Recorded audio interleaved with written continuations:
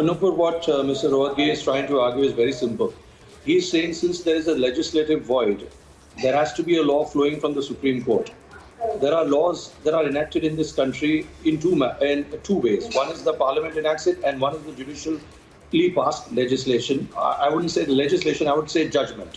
So the point is that if there is no legislation which allows me to marry, since I'm a gay man or a gay woman, then in that sense, there has to be a law and order flowing from the court.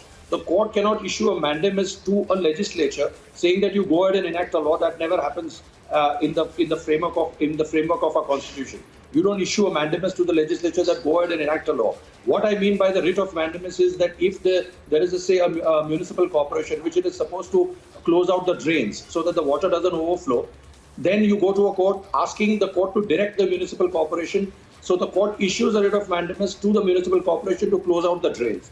It cannot do the same to a legislature saying that you do that because they're at a parallel level.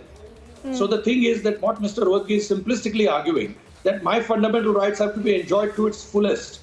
And if there is a Puttaswamy judgment, which is the right to privacy, and if there is a right to, if the gay sex was decriminalized by the Supreme Court in Navtej's case, then obviously flowing from that is that if I can cohabit with someone of the same sex, if I have a right to privacy, and if I want my cohabitation to reach its full fruition, assuming that if likewise as in a heterosexual relationship, why can it not be in a homosexual relationship since homosexuality has been allowed?